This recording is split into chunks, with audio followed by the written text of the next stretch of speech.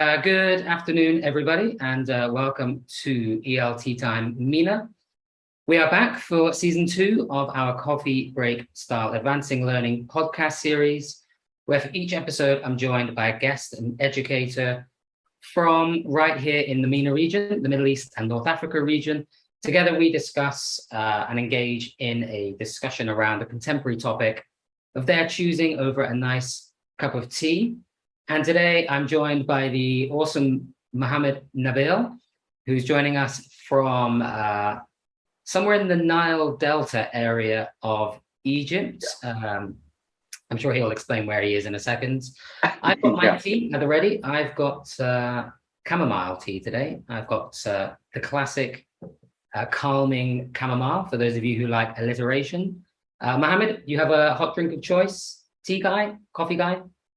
No, I'm a coffee guy. Yeah, actually, I prefer coffee to tea. Yeah, and I brought mine. Yeah, that's my coffee. I like the cup. Cup is nice. Yeah, thank you. Cool color, like a multi-colored there. Yeah. Okay, good. So welcome to our podcast. We're really happy to have you with us today and kicking off our second season of ELT Time. We had 16 episodes in season 1, which are all on YouTube. So people can look up ELT Time MENA on YouTube and find all of last year's episodes there. And we covered a whole variety of topics last year. And I'm looking forward to seeing some of the interesting discussions that come up again this year as we push that kind of podcast format as much as we possibly can. So today's topic is going to be, I think, one that's quite contemporary. And I hear the phrase more and more these days when talking to teachers in this region, in the MENA region, this idea of learner autonomy. Sometimes we hear other phrases such as independent learning, self-directed learning, learning to learn. Lots of these types of phrases come up quite a lot. So we'll unpick a few of them and we'll flesh it out. What does it mean? What does it mean within the context of MENA? What kinds of challenges do teachers face when it comes to engaging with this particular topic within the context of education? If we think about autonomy within learning from a kind of a dictionary point of view, it's just the ability of a learner to take control of their own learning, either in the classroom or independently. And it's been around for a long time. I mean, that particular quote is from the early 1980s from a guy called Hollick. But I don't think, as we discuss this with Mohammed, it's going to be quite as simple as that particular statement. I think there's going to be more to it than that. But before we dive into that particular topic, I'd like to introduce Mohammed, and I'd like to get him to talk a little bit about himself. So he's an ESL teacher with more than 10 years of experience. He's a freelance teacher educator and professional development consultant. He also founded the EDUCAST EG platform, which we're going to talk a little bit about in a minute. He's got loads of certifications: CELTA, TKT, TESOL. He's on loads of stuff for National Geographic, other publishers as well. He's worked in the ELC team at Feros University in Alexandria, and he's worked with, I think, all the age groups from young learners through to adults. And he's also been an educational specialist in refugee ed, which I think is also an interesting area. We might want to touch on that a little bit in a second. So that's a very kind of brief, very quick introduction to you, Mohammed. But I think it's nicer if you tell us a little bit about yourself. Introduce yourself to the guys who are listening. What were your motivations? How did you get into education? Who are you? Where did you come from? Well, okay. So thanks for this wonderful introduction to me and to EDUCAST. So I'm really happy to be with you here today. My name is Mohammed Nabil, and I'm 33 years old. I'm not that old yet. I'm from Egypt, in particular, a city called Al-Mahalla Al-Kubra, somewhere in the Delta region or area. I'm married and I have 2 children. Their names are Yusuf and Maria. Yeah, they are just little kids. So as Nathan has just told all of you, that I'm an ESL teacher educator, and professional development consultant. And I also founded EDUCAST EG platform, So to start with my education background, well, after finishing the secondary school, I joined the Faculty of Arts, um, French department. Yeah, and yeah, I didn't like it at all. So I completely wasted 4 years of my life. Mhm. I thought that I wasted 4 years of my life in vain, or I spent them in vain. But turned out that they were some kind of, some kind of push forward to learn from my mistakes, to do what I really love, which is English, teaching English. So I joined the Faculty of Arts English department in another university, which is called Banha University. I had some wonderful teachers and professors there. They pushed me forward, and fortunately, I ranked the top student of the department. Yeah, for the 4 years. Then I used to teach privately some students in different levels, as a kind of freelance work. Then I joined the army, yeah, for 1 year. Yeah, and it was a wonderful experience. Yeah, I used to help, people there in their English, because they were looking for some scholarships or something like that. And then when I finished the army, I worked as a call center, in Raya Contact Center in Al Maadi, that's in Cairo. And I got trained in Vodafone UK as a call center. I somehow moved away from teaching, then got back again in a school called Modern Age Language School. So it for years I taught young learners, very young learners, teenagers, and then you know, I got my TESOL certificate, TEFL, during working there. And then I moved to work as an ESL instructor at Forest University in Alexandria in the ELC, or the English Language Center. Yep. People there were really wonderful and supportive, and I think they are one of the reasons that made me who I am right now. Okay, they supported me, they pushed me forward, they made me trust myself more. So after that, my father died, so I had to resign during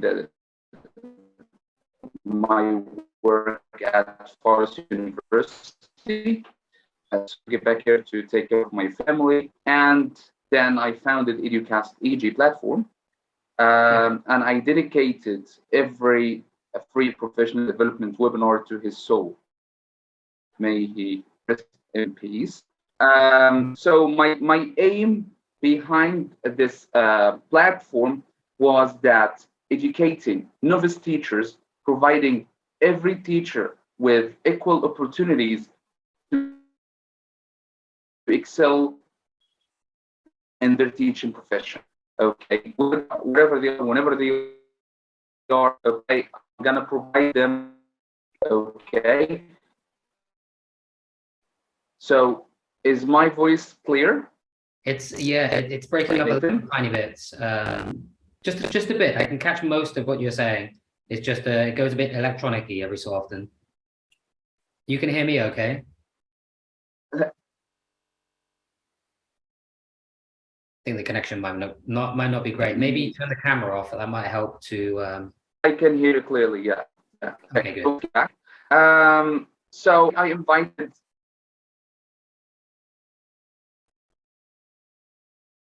Nope, I think we lost you again. Yeah.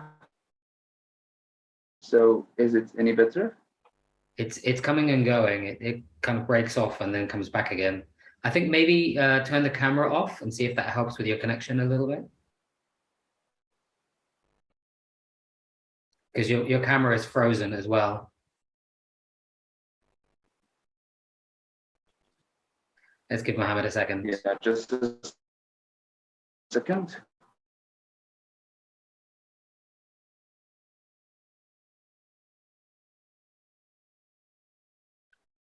let's see, let's just give Mohammed 2 seconds.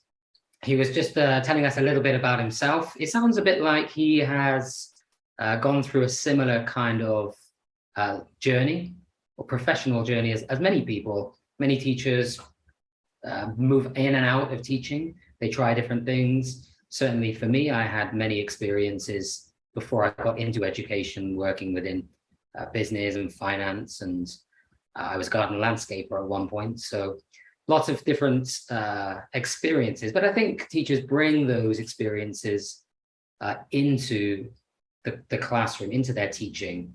They draw on them. They draw on conversations with students. They tell them about things that they've been doing in the past. And I think that's a nice thing when it comes to the influence that teachers can have, showing students that, you know, there's a big wide world out there and lots of opportunities as well. Hopefully we get Mohammed back in a second, but he was talking to us about this platform that he set up. It's called EDUCAST EG, and you can find it on here on Facebook. If you look up EDUCAST EG, you will find his podcast. It's got Mohammed on the front cover, so you'll know that you found the right place. Look for Mohammed Nabil.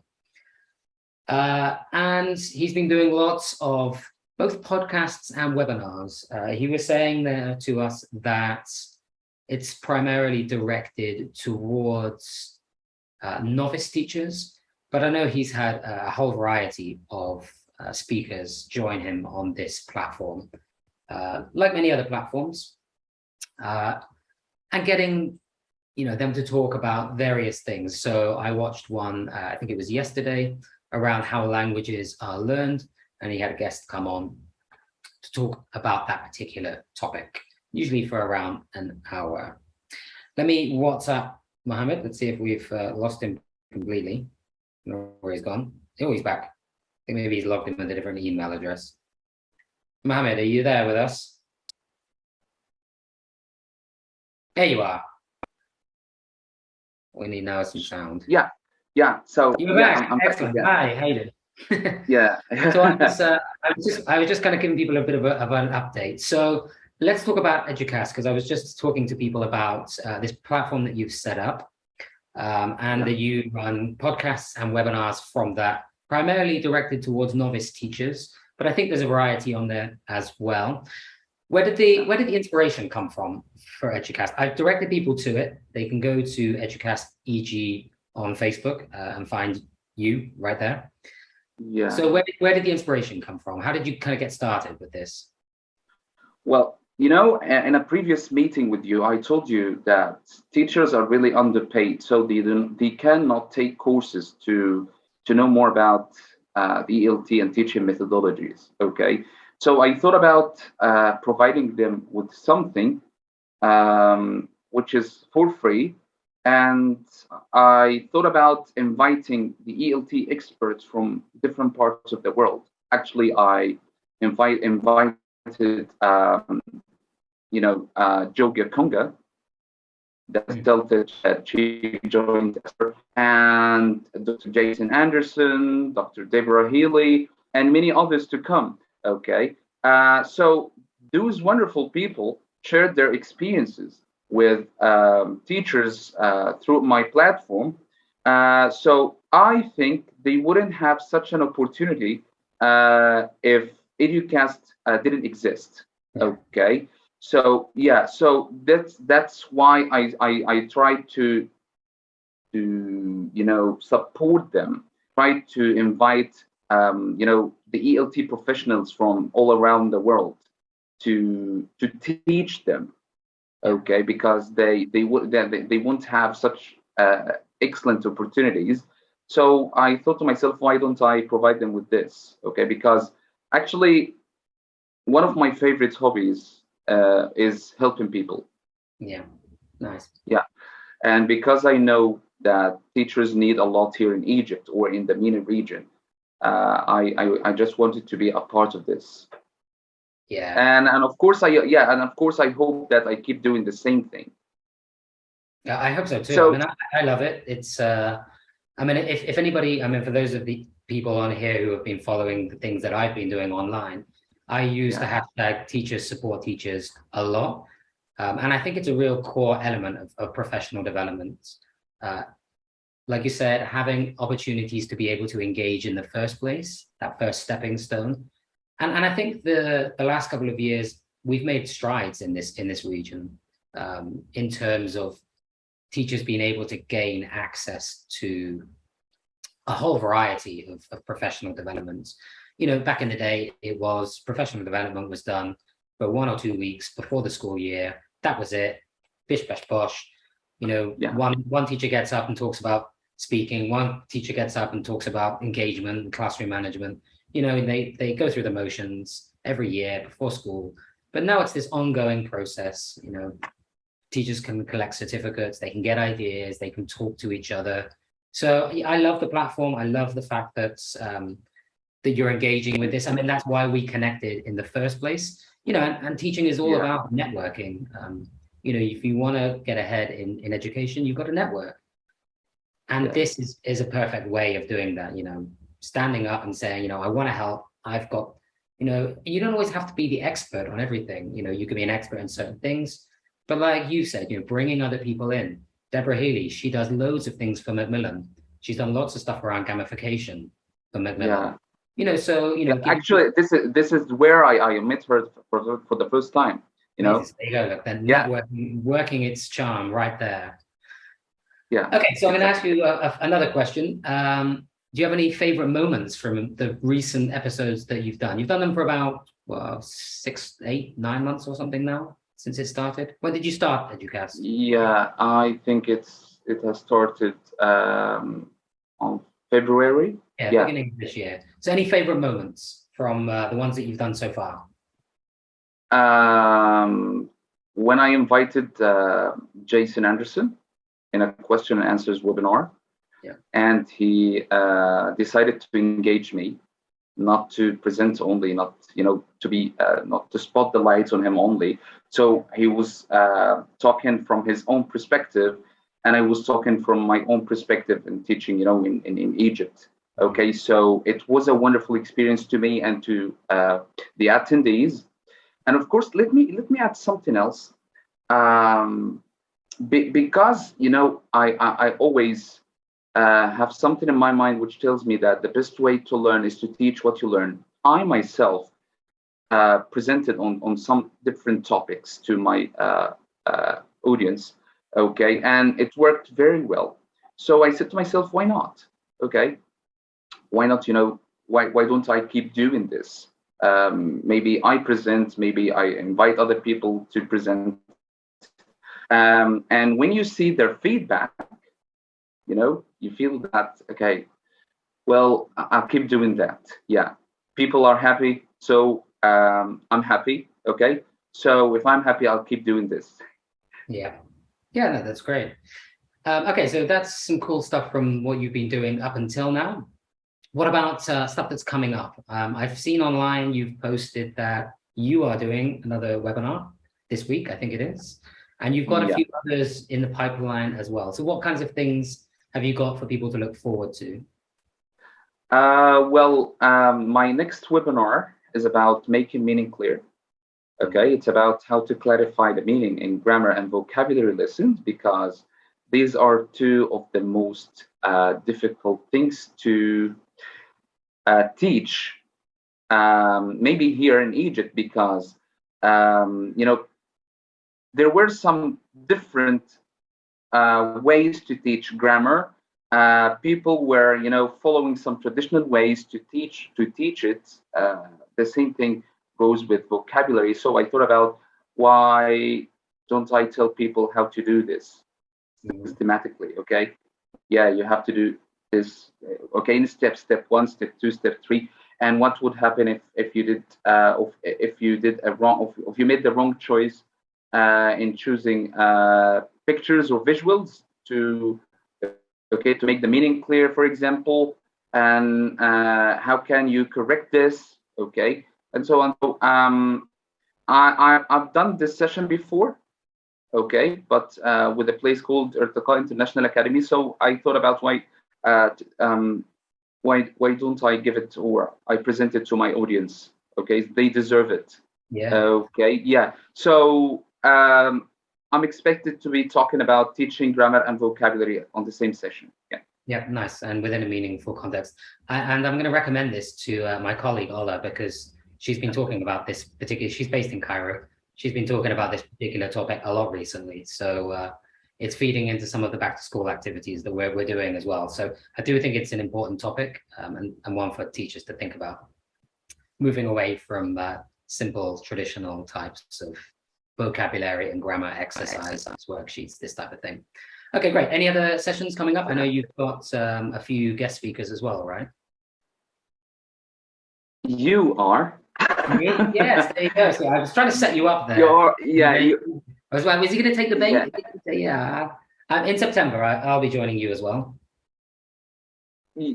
Yeah. And Peter, look, and Tony, we were talking about the date.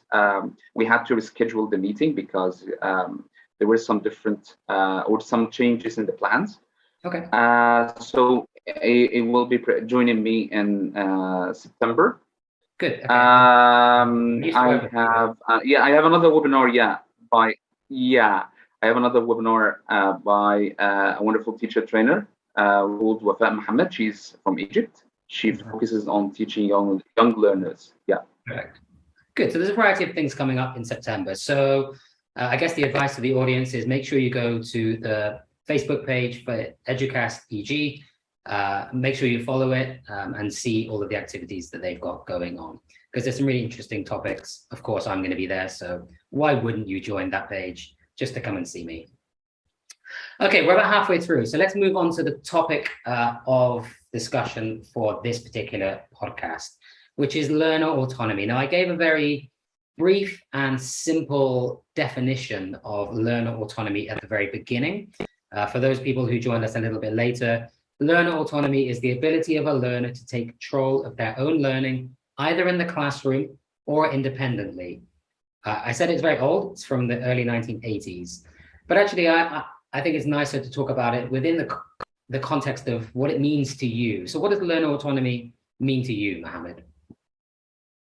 Well, let me start first with a quote by a famous linguist, Noam Chomsky, once said, "Education is at helping students get to the point where they can learn on their own."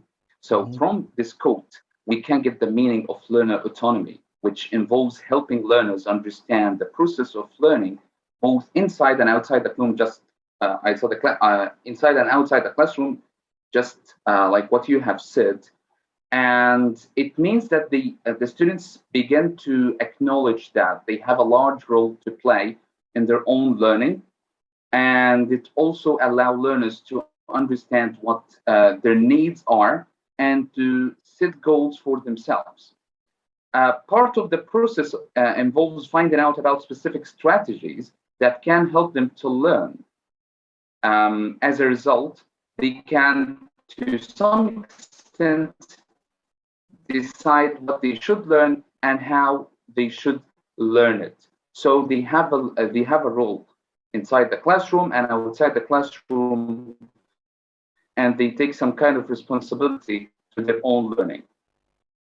Okay, so a big word that jumps out there is strategies. So I think when it comes to learner autonomy, a big part of it is skills and strategies. So the first part you mentioned was strategies, helping them to come up with ways to be able to take their own learning forward. But the other part of what you were saying, actually, I mean, the definition sounds quite simple, but when you've described it that way, it actually sounds quite difficult, quite complex, because you're talking about a variety of quite difficult skills, which students might not have at all in many contexts. Yeah. You mentioned things like being able to take control, being active, all these types of things that in traditional education might not exist at all, I guess. I don't know, is that true? Well, okay. What I meant here by this definition is that, okay, since we all have to follow a more student-centered approach, okay, so our role would be a facilitator, a guide, not only telling people or telling students what they should do every time. Okay, so there are a lot of things that teachers can do to teach students learner autonomy, how they can depend on themselves and how they can, lead their own learning. So as we have agreed on, this can happen inside and outside the classroom. Yeah. Okay, but before talking about this, I wanna, talk about some of the problems that we face, maybe here in Egypt, or teachers face around the world in learner autonomy. Okay, because I'm gonna talk about my perspective, okay, or my own experience here in teaching in Egypt or learning in Egypt before being a teacher. So most of the time we used to be spoon fed. Okay, we were told what to do and how to do it. So it was some kind of difficult to learn about learner autonomy to teach it to our students. Okay, so there are some difficult problems here, like the curriculums don't always help. There's some kind of limited space within the curriculum. Yeah. And again, learners lack of previous experience of autonomous learning because they used to be spoon-fed. The lack of incentive among learners, learner reliance on the teacher, and I myself have faced this a lot. Okay, students do not want to even search for the meaning of a word in the dictionary. They want to be told about every single thing. Okay. Some other problems are like limited learner contact with English outside the classroom, which is a big problem. This is the biggest problem here in Egypt because we are second language learners, so there is no much use of English in our daily life. Okay, students do not use English a lot in their communication.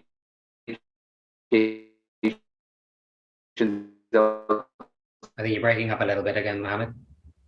Missed that last bit. They don't use. They don't use it outside. So this is something we have to work on. Some tests. These are the tests. Learn autonomy because the focus. Limited learner contact with English outside the classroom. Can you still hear me? You broke. We lost you for a little bit, but you seem to have come back. Let's keep trying.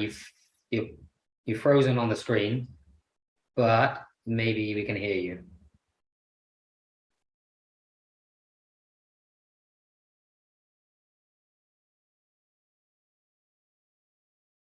Nope. Okay, I think we've lost him again for a second. That's okay though. We'll just keep going until Mohammed can come back online. So yeah, he was talking a little bit about the kinds of skills that students might need in order to be able to become more autonomous. So let's think a little bit together, for those guys who are watching live, about the types of skills that students might need to practice and develop to develop this idea of autonomy. One is certainly, if we're thinking about the kind of early stages of learning, it's the ability to identify and set learning goals, their own goals.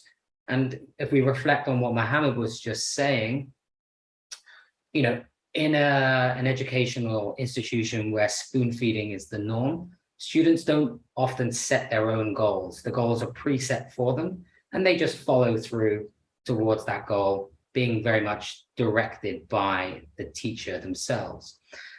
But stepping back away from that, I guess taking a little bit of control away from the teacher and pushing the emphasis more onto the student would get them to identify and set their own learning goals. Now, of course, we cannot just jump straight into that. We cannot just go back on Sunday morning and say, right, I'm going to turn you into autonomous learners. You guys are going to need to set your own goals from now on. Students are not going to have the ability to do that. So we're going to need to coach them. We're going to need to guide them in terms of what it takes to set a goal. And modern course books, I think, have become much better in doing that, getting students to think about the topic at the beginning, getting them to think about where they're going to be at the end of the unit, and getting them to set their own goal so that it's a bit more personalized. Okay, yes, you're going to be doing a presentation to finish this unit, but within that, what other goals can you set? It could be more collaborative goals. We want to make a group project rather than individual projects. That can be a goal for the students, and that will help them develop these autonomous skills along the way. Another thing that I think the course books have got quite good at is helping students to plan and helping them to execute learning activities independently. So giving them an activity, modeling it for them, but then getting them to work together to engage with that particular activity. And online helps us with that as well, because a lot of online activities, if they're done outside of the classroom, require students to think a little bit about how they're going to engage with that. We talked about setting goals at the beginning, helping students with that, but towards the end of the learning cycle, we also want them to get better at reflection and evaluating their learning.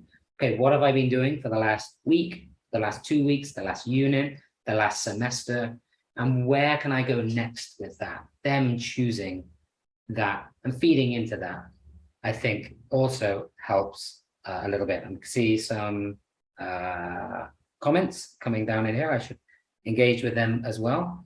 We've got a couple of questions and a couple of statements. Setting goals could be a way to, for autonomy for the learner, guiding them towards working hard.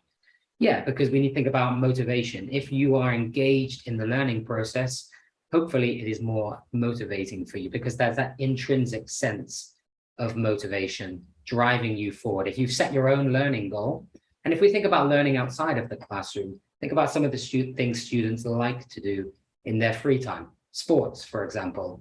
Let's say I want to become a really good tennis player. That's my goal. What do I need to be able to do to get there? So I need to practice. I need to learn techniques. I need to play with other people. Again, collaborate. Different types of opponents will have different types of skills. So there's lots of things that students will do automatically with that goal in mind. If we have a goal, we're more likely to be focused on what it takes to get there. So that's a really nice comment. And we do need to think about motivation as well. Somebody said here about collaborative projects. There's both sides to this, and working independently is important. I think you're talking about within our cultural context, perhaps.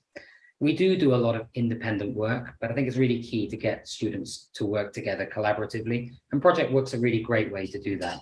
So give them the steps. Again, set the project, model what you want it to look like, but then have freedom to be able to shape that, what it looks like at the end for the students themselves. Let them personalize it and get them to do it collaboratively, each student having different tasks within the project, but the ability to come together and use those types of life skills, negotiation skills, communication skills that have to use a lot of that language, the additional language to be able to get there to the end project. And so the role of evaluation is important for building students' autonomy. Yes. And I think if Mohammed does come back, one of the questions that we have is around how to evaluate and assess student development in learner autonomy. So we'll come back to that one in a second. The question that was asked on Facebook is, is autonomy related mainly to building self-determination?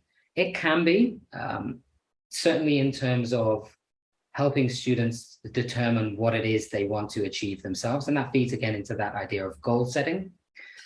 But building autonomous skills could be at a more simplistic level.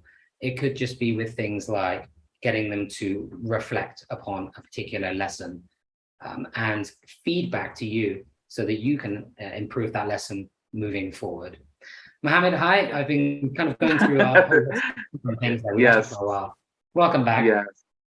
Thank you. I had to restart my my laptop. Okay. It's okay. And, yeah. Okay. So I was talking about the problems students and teachers face regarding learner autonomy. Yeah. Okay. So there are lots of problems. As I said before, students aren't used to that. Okay. because they are used to be spoon-fed. But teachers have a lot of things to do to deal with that. Okay, and as we may agree on that there are lots of things that can be done inside the classroom, outside the classroom, and maybe in one-to-one tutoring. Okay, because sometimes the teacher has to deal with each student, at a time. Okay, not in front of the whole classroom, because it may be an individual problem. Okay, so let me talk a little bit about some other ways teachers can help students to develop or promote learner autonomy. So inside the classroom, learners or teachers can get their learners talk about the methodology used in the classroom. Okay, because the word methodology is very big to the students, but it might be about, why am I doing this? Okay, what's the rationale? Okay, for example, teachers can let the students know that, okay, I am, as a teacher, I'm giving them some limited time in reading, okay, in reading tasks, for example, to ensure that they practice reading skills. Okay, yeah, okay. So teachers also can use guided discovery techniques, okay, which would be great, yeah, so that learners get used to working out the answers and the rules for themselves. Teachers can develop learner autonomy for having the students read the instructions silently to themselves, rather than always giving them the instructions verbally. Okay, so they have to take some responsibilities inside the classroom. So this is these are some of the ideas that can be done inside the classroom. Okay, talking about outside the classroom, which is really difficult here in Egypt, as I said before, because there is not enough communication in English outside the classroom, but there are some other ways to deal with that. Well, teachers can do lessons that give the learners an orientation to resources that can be used outside the class time, such as the school library or learning center, some dictionaries to use or some references to use. Okay.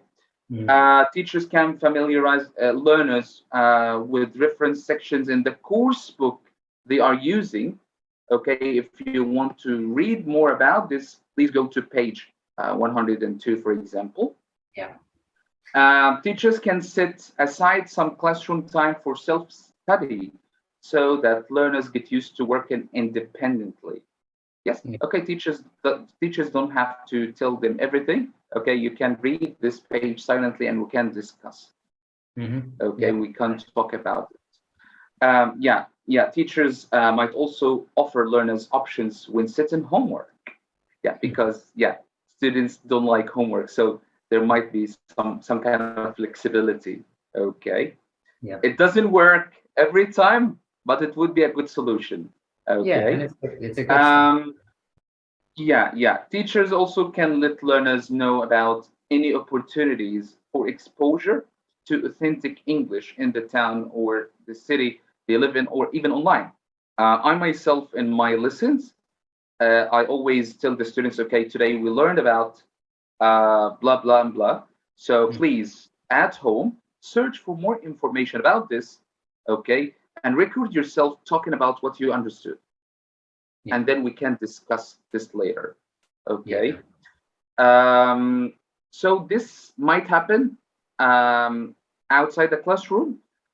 We can provide them to develop their English skills away from the curriculum. They can listen to podcasts, even listen to songs or watch movies in English, okay? And they can retell what they have seen, what they have listened to later.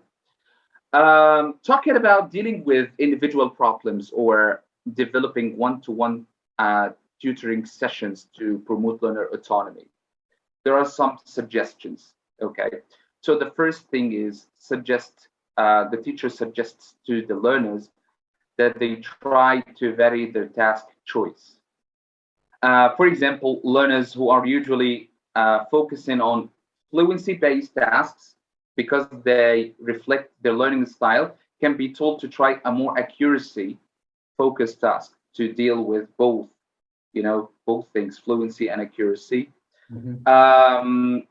Teachers can give learners feedback on the progress they have or haven't made in relation to their short and long-term learning goals. And talking about this, students or teachers should tell their students to have learning goals from the very beginning of the semester or the school year. Yeah. Okay, it helps them a lot. Teachers can point out specific resources like books, computer programs, websites that an individual learner can use and show how the resource can be used to meet the learner's needs. Teachers write up a brief tutorial summary for learners and outline some key action points, things to work on, things that are good so far, and so on. Teachers also can suggest that the students implement some kind of learning system that works for them. For example, ways of recording what they have learned, what they have learned to track what they have practiced. Just like what I have just said, to record themselves talking about a topic or something like that, maybe video or audio, okay, whatever they like, okay. So these are some solutions to the problems, in order to promote learner autonomy.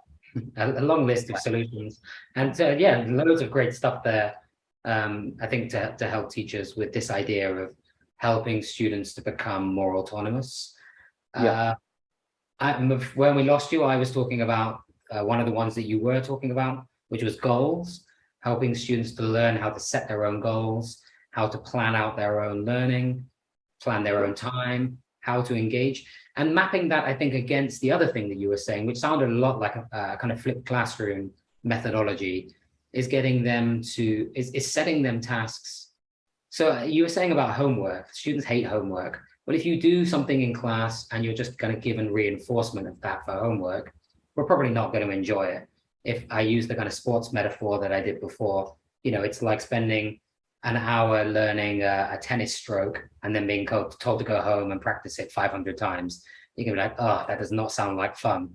But if we flip it around, okay, what I want you to do is I want you to pick a stroke, I want you to practice it, and then when you come to lesson, tell me about the challenges you had in practicing that. You flip that around, yeah? It's not homework, it's actually setting something up for the future. And if we think about that in the English language classroom, instead of you saying, we've done this reading, go home and read it by yourself and answer these questions, it's, we're going to be doing this story, read it, come up with some ideas, I don't know, think of an alternative ending, think of adding a new character, how would they feel, different types of activities that you could set them to think about.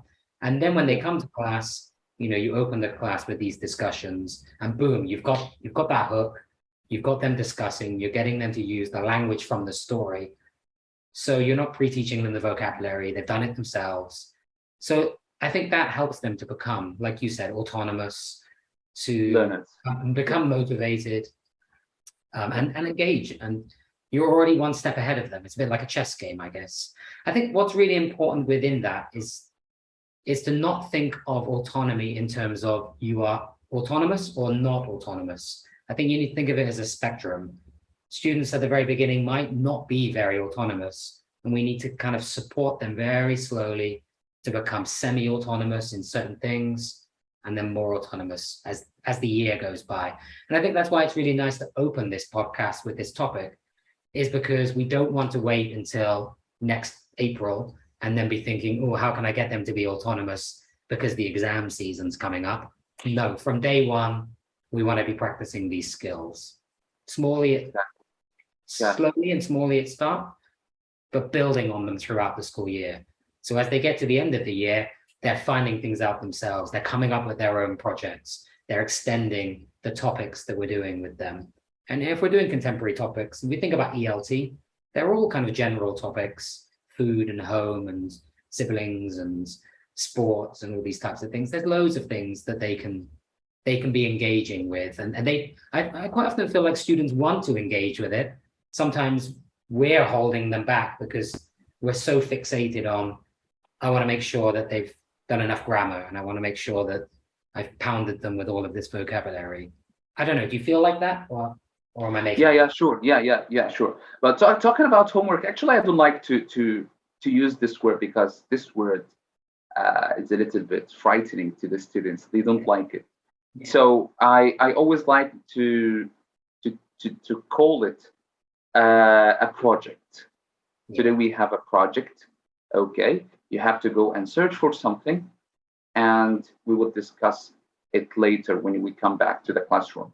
One more thing, talking about flipping the classroom, we can provide them with some resources for information, videos, or any other thing, so that they can, get an idea about what we're going to talk about, and then we can have more than enough time for classroom, different interaction patterns like group work, pair work, and instead of lecturing and talking about the topic from the very beginning. Okay, so they come with lots of information. They feel proud of themselves. They feel that they have done lots of good stuff. Okay, yes. So the teacher is saying blah blah blah. Yeah. So I have read about this. Yeah, I've watched a video about this. So they feel that they are getting better, which is really important in order to promote their and I think the resources to support that, I think, have improved so much. You think about a lot of students now, they're engaging with things like LMSs. So, we're given the example of, go and find something out about and bring it to class so we can discuss it. But actually, a lot of that is very focused within an LMS now. It's not just go and find something random and bring it to class. Actually, it's go and engage with the self-access, self-learning activities, which are there to support you. I think about the Navio system that Macmillan has. Students can engage with that. It's gamification. They're doing activities. They might have to engage with a particular reading in a particular way. They then come back to class. They've done all that themselves. It's not part of the lesson, but it sets them up for the types of collaborative tasks we want them to be doing in the classroom. So there's so much support, I think, now for teachers around this. It's not just, go and find a YouTube video on, two people having a coffee and come back. It's not that vague. It's not. It can't be. It can't be. Cannot know, because students they won't know what to look for. We've got to really guide them. I think a big part of what we've been talking about is guidance. We've got to guide them, I think. Yeah, just give them guidance. As we said, that we have to use some kind of guided discovery techniques so that the students would work everything out by themselves. Yeah. Okay, so you gave loads of really good solutions to problems. I have an extra one, which I also found, and that is this idea of meta language. So not hiding the language of learning away from students. And again, in traditional contexts, I'm the teacher. All of this idea of pedagogy and methodology exists in my realm. You're just a student who needs to get from A to B. But I think now in a contemporary classroom, we bring a lot of that language in. And I think it's really important to bring that language in. So instead of just saying, let's say we're doing a story with young learners, and just say, instead of asking them questions like, what do you think is going to happen next? Make it clear that they're doing a prediction activity. Okay, so we're going to predict now. We're using that meta language, prediction. Okay, what do you think is going to happen next? And the more we do that, the more we reinforce that language, the more they realize that they're actually learning those strategies. Oh, I know how to predict. So when they go into an assessment and it asks them to predict something, okay, I've done this before, predicting, comparing, contrasting. And we think about assessment, all of these types of skills are the things that they need to be able to do. So highlight that to them, tell them you are learning this, you are practicing these skills, life skills, academic skills, study skills. This language, I think, really helps them to see what you were talking about, that purpose, the why. Why am I doing this? Not just, do I know what's going to happen next in the story, but can I use the skill of prediction using the language? I think that's really important. Yeah, right. That was my extra one. Yeah, that's wonderful. Yeah, good. Okay, we've gone all over the place in this discussion. Is there anything else you want to add around the idea of learner autonomy? I know one of the things people probably struggle with most is, and this happens a lot in education, if you can't prove that it's developing, is it a waste of my time? So evaluating progression in learner autonomy, assessing it, how easy or difficult is that for teachers? Well, sometimes it consumes most of the teacher's time. Okay, it's some kind of extra work outside the classroom. Yeah, but it's necessary. That's what I think about it, because without doing it, you will never know that your students are making progress. You're not helping them. Evaluating your students' progress, or the whole thing, is a part of the plan, as they say. So they should be done. And of course, students are expecting to have some kind of feedback. Okay, now you're making a progress. Okay, you need to work on blah blah and blah. Okay, so if students find out that they are on the right track, they will improve. Okay, they will try to depend more on themselves. They will have some kind of self-confidence.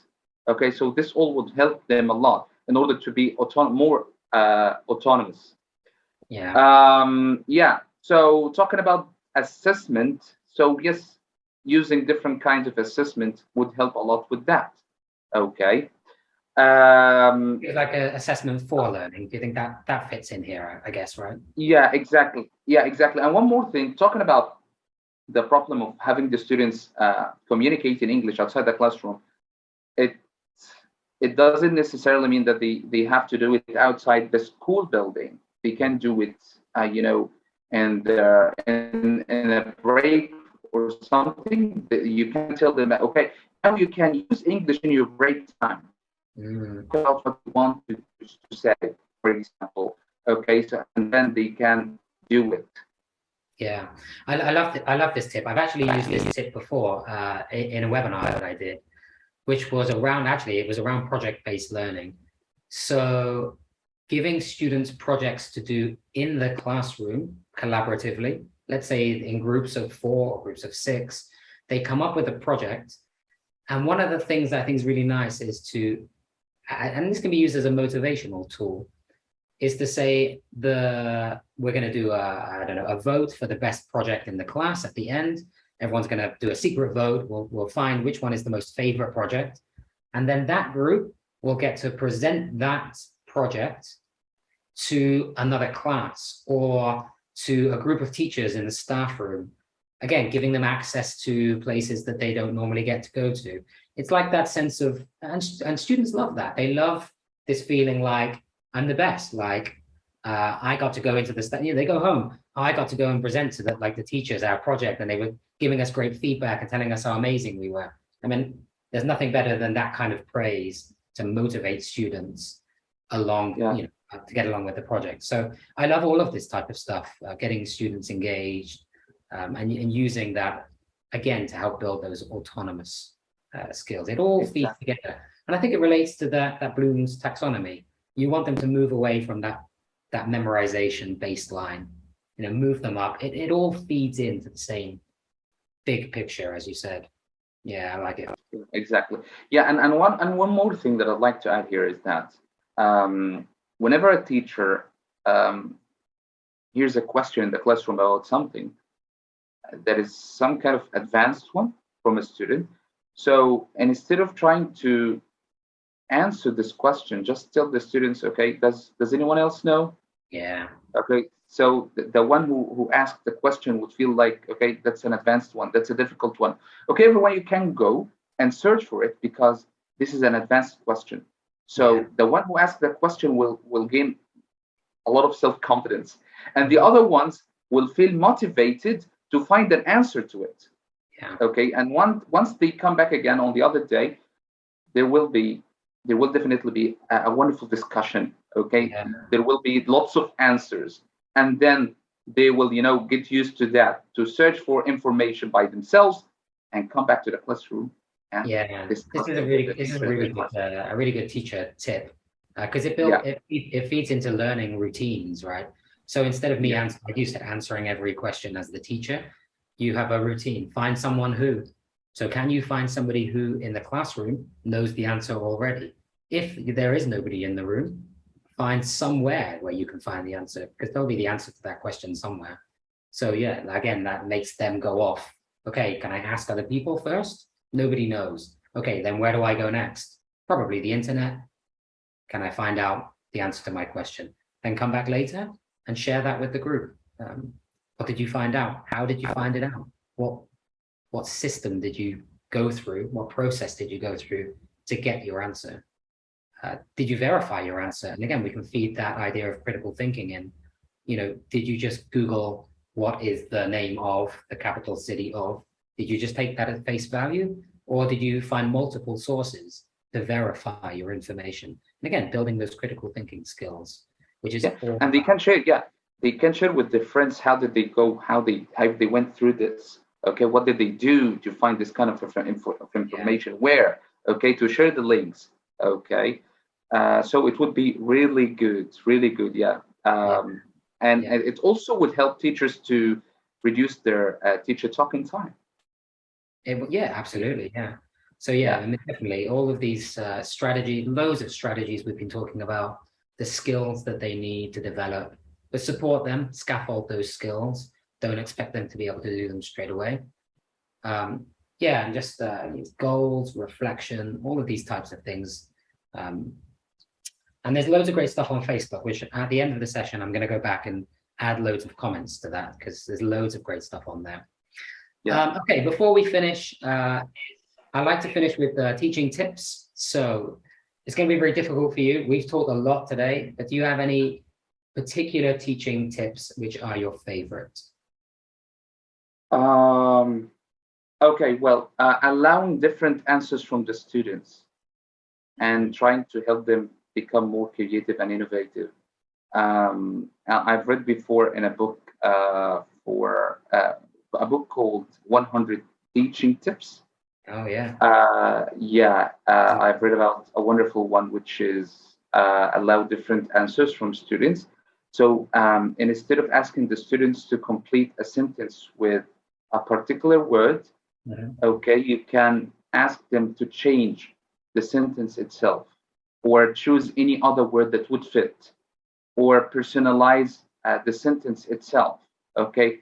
For example, if you're asking them to complete a sentence using the simple past tense, okay, using a specific verb, for example, they space to Alexandria yesterday.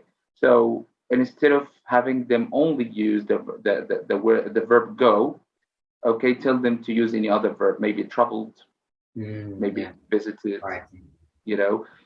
so that would be great. So allowing different answers would help a lot to go again and search for more solutions at their own time, and also try to be more creative to think about coming up with different solutions or different answers. Nice. So that's one thing. And one more thing before moving on, building rapport, establishing a strong rapport from the very beginning of the semester or the school year would help a lot in overcoming all kinds of problems that would arise along the school year. I've had this one before about rapport. So important. For both things like development in social and emotional learning, getting to know your students, motivating them, but also feeding into the first tip that you've given, because the first tip is around choice, the ability for students to have the freedom to make choices. But actually, that can only be developed on the foundation of rapport. Because if you don't have rapport, they won't feel confident and they won't feel able to make choices. They won't feel like it's appropriate to make a choice. So you've got to have that rapport with them in the first place. So 2 really good tips from Mohammed to finish us off. My tip would be, in terms of learner autonomy, certainly within the MENA region, I'd love to see more classroom-based research. So anyone who's listening, engage in research, figure out a way to engage with the topic of learner autonomy, but actually be able to put that within a kind of scientific medium, I guess. How can you record your students' progress? And then come back and share that. Join us from next year's podcast and tell us how that went, or next semester's podcast, and tell us how that went. There is research going on in MENA. I found on ResearchGate one in Saudi Arabia. Salima Al-Onazi is the name of the researcher, looking at secondary schools in Saudi Arabia and the role of promoting learner autonomy. And she talks about some of these challenges that we've been talking about. Lots of the language of learner autonomy going on in the classroom, but actually, teachers struggling with the strategy development, skills development aspect of it. So do some research, come back and tell us how you got on. It doesn't have to be massive, doesn't have to be published. It can just be small scale. I think one of the nice tips you gave was work with your colleagues, work with the school, talk about it. What are other people doing in your school? Are they engaging with learner autonomy? What kinds of things do they do? And if you're all working together, then hopefully as students go through the years, they start to pick up the benefits in a more continuous way than just you doing it by yourself. So we went kind of over time a little bit because it's such a massive topic, and there's so much for us to talk about when it comes to learner autonomy. But I'd like to thank you very much for joining us today, Mohammed. It's been an absolute pleasure to hear your ideas, to hear your solutions, your tips, your ideas, your background, some of the things that you've been doing. And I'm sure you've got loads of other things that you'll be sharing over the coming months on your platform, EDUCAST EG. Yeah. So again, I recommend people to go and check that platform out. From us, though, today, my tea has come to an end. I'm sure your coffee probably ended a long time ago. Yeah. So we're going to bring this episode to an end. Thanks for everybody on Facebook Live who has joined us. I'm going to go through a lot of those comments and write in some responses now when I finish. And we will be back again. We're going to be back tomorrow with one of our back to school sessions. We've got Jonathan Hadley joining us tomorrow here on LinkedIn as well, but on LinkedIn as well as Facebook. And our second ELT Time MENA podcast is on Friday. And we're going to be looking at assessment of learning, assessment for learning, and just kind of what does assessment mean and the development of that in the MENA context. We're going to be joined by Sarah Omar, who is also a fellow Egyptian-based colleague of ours. Mohammed, thanks very much. Yeah, thank you. It's my pleasure. Thanks for the invitation. Yeah, and I really enjoyed it a lot. So guys, everyone, I'm talking about everyone, and of course, EDUCAST EG followers. I recommend that you visit this wonderful page on Facebook or LinkedIn, Macmillan Education MENA, and follow this wonderful event or this wonderful podcast, by this wonderful teacher trainer, Nathan Waller. You will benefit a lot. So thanks again for this wonderful invitation, and I'm looking forward to meeting again, of course, in a short time. Hopefully face to face. And thank you very much. Absolutely. Connect with us, the MENA PD Academy, and also Macmillan Education MENA. We've got loads of stuff going on at the moment now that back to school has started. And we're always happy. At the end of the day, we're all in the same boat. We're actually not different boats going in the same direction. It's all one big professional development push for teachers in MENA. Loads of support going on. So thank you very much, Mohammed. Enjoy the rest of your day. We will catch up soon, hopefully in Egypt, face to face. But if not, let's catch up online again as well. For now, though, take care, everybody, and enjoy the rest of your day. Take care, Mohammed. Bye. Thank you, you too. Bye.